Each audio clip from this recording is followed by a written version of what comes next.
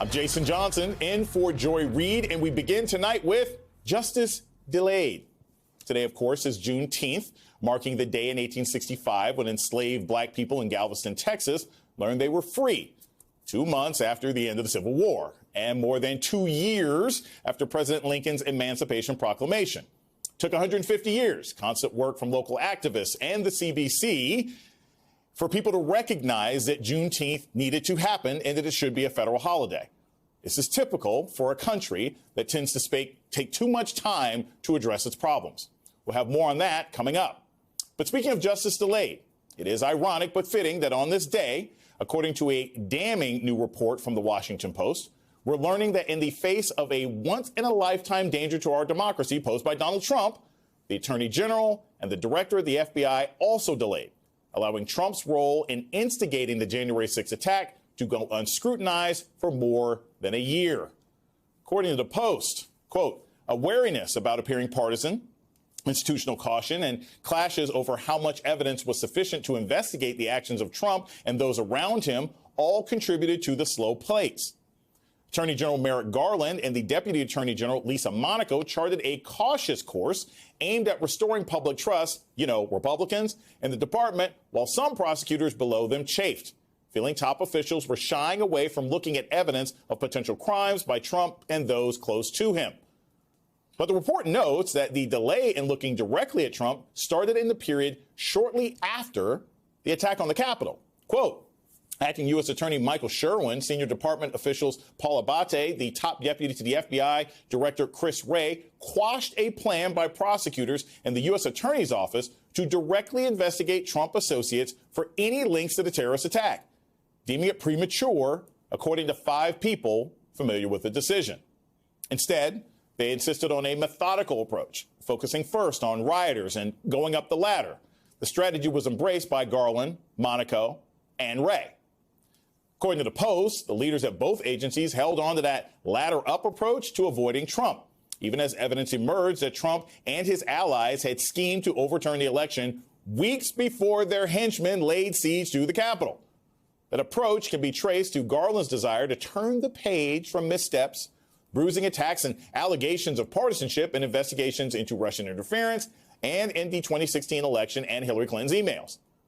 But the report added, inside justice, however, some have complained that the Attorney General's determination to steer clear of any claims of political motive has chilled efforts to investigate the former president. Quote, you couldn't use the T word, said one former justice official briefed on prosecutors' discussions. The Post also sheds new light on the ways the House January 6th committee may have forced DOJ's hand by investigating the scheme to install fake electors to deliver the election for Trump. News reports that the committee was looking into the matter, as well as exhaustive reporting by our colleague Rachel Maddow, inspired new urgency at Maine Justice. One person directly familiar with the DOJ's interest in the case told the Post it felt as though the department was reacting to the committee's work, as well as heightened media coverage and commentary. Only after they were embarrassed did they start looking, the person said. Joining me now to discuss is Paul Butler, former federal prosecutor, MSNBC legal analyst, and professor at Georgetown School of Law, and Elie Mystal, the Lewis Black of Politics and Justice, correspondent for The Nation, and author of Allow Me to Retort, A Black Guy's Guide to the Constitution, available now in paperback. Paul Butler, I'm going to start with you. You were at Justice. Tell me, after you read this article, what the impact on an investigation could be when the head of the Department of Justice is basically saying, I want you to do this with 2 hands, 1 toe, and an ear tied behind your back. When you slow walk an investigation of the former president for violations of national security that led to the worst attack on the U.S. Capitol since 1812, when you slow walk that investigation, you slow walk the rule of law. You slow walk justice.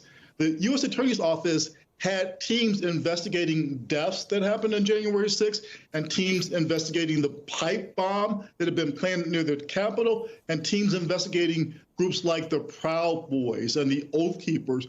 But DOJ officials at the very top made them slow walk the investigation of Trump, even his connections to people like Roger Stone, even though Roger Stone was tight with the Oath Keepers. He was tight with Donald Trump. So the Post says that prosecutors weren't even allowed to follow the money on how the insurrection was financed because of political concerns about who might be implicated. So, Jason, we'll never know all of the costs of this delay in terms of losing leads, emails, and text messages get deleted after 15 months, which is how long it took for the FBI to get seriously involved in focusing on Donald Trump.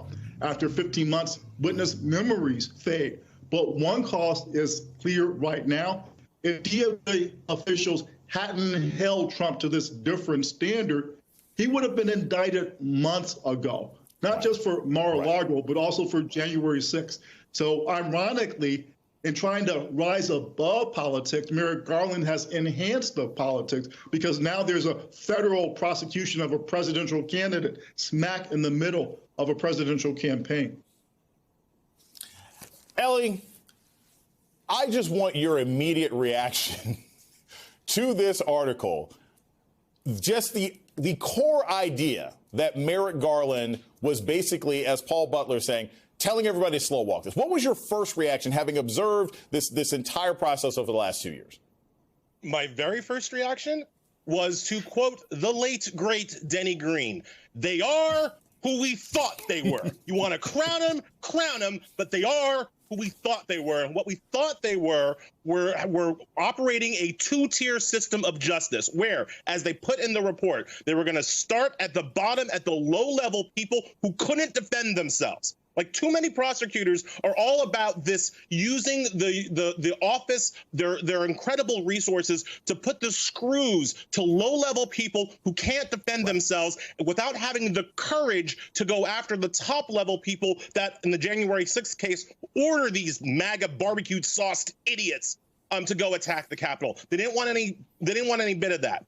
And I know this is difficult for Democrats to hear because we like institutions. We want to believe that good people are trying their best. But putting your faith into Garland, he's a mirage.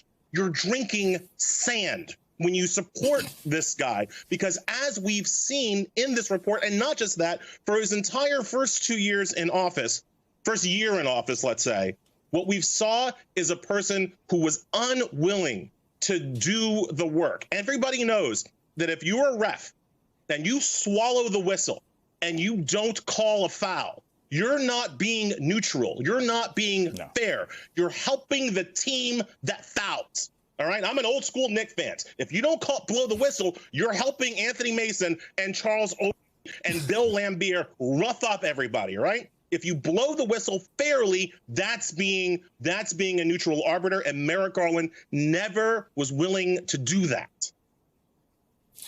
You know, Elie, and here's, I want to follow this up, and I want to take this to Charles. I think this is really key. It's like part of what was also discussed, and we see in a report, is that interviews were delayed for months. And some of that, Paul, was because there was difficulty in staffing, right? You had a new administration in, there were holds up with appointments and everything else like that. Some of the delay is because Republican resistance to filling the Department of Justice. The problem that I see with that as an excuse for the delays is when you see that the Republicans are specifically trying to stop you from staffing yourself to investigate, that should make you more aggressive, right? Not less aggressive? Or Paul, am I missing something? I'm not a lawyer. You have it exactly right, Jason. And at this time, people in the military and Congress and the judiciary were pleading for an investigation. There were those 3 former generals who wrote in the Washington Post that DOJ needed to act urgently because if no leader was held accountable for January 6th, there would be another insurrection. The House panel, the chief investigator for the House panel, privately reached out to DOJ to alert them about what they were finding about how Trump had tried to pressure DOJ and Michael Pence to overturn the election. That fell on deaf ears. Then that federal judge, David Carter, said that Donald Trump and John Eastman had attempted to overthrow the government, that it was obviously illegal, and that DOJ needed to step up its responsibilities. Jason, none of that worked. It took almost 2 years.